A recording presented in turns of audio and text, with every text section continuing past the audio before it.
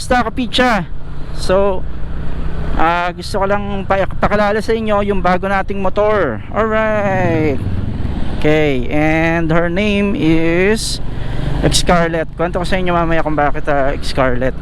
So right now ay papunta tayo sa City Hall ng Bacoor.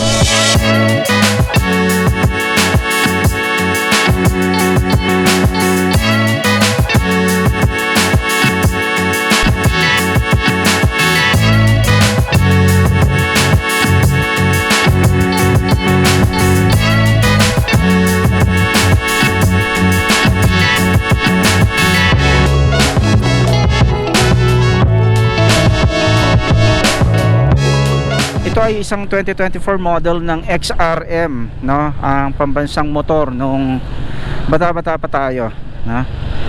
Bakit XRM? Ang ganda kasi ng shock ng XRM.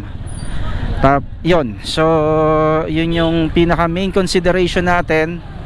Itong karsada na to, parang EDSA na okay naman, pero ang daming ganyan yung lubak na hindi gaanong halata.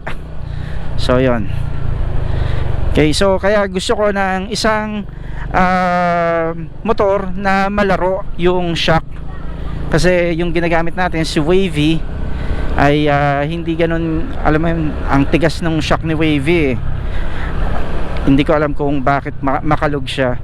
At si Roxy naman hindi rin ganun ka smooth. Pero of the three, no, so far, ito yung nasubukan natin to, si Scarlett, isang XRM. Ang ganda ng ang ganda ng performance niya. Yung mga ganung lubak parang baliwala lang, ha? Kaya let's go. Kaya natin siya tinawag na Scarlett is because yung binila natin, si Mai, shoutout sa kanya, ay pinangalanan niya na to, no? So ayaw na nating ibahin yung pangalan ni Scarlett kasi para lang legacy nung binila natin, si Mai nga pala. Alright, so si Scarlett ang ating madalas na makakasama ngayon sa mga biyahe natin, dahil ito nga ang gusto ko sa kanya, yung siya, pwede siya sa kahit na anong terrain, no?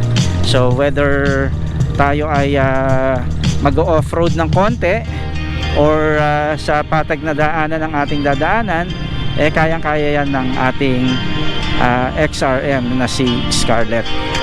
Alright, so don't forget to click like and share and subscribe. And this is your boy Pai saying ride safe, stay safe, and God bless you more.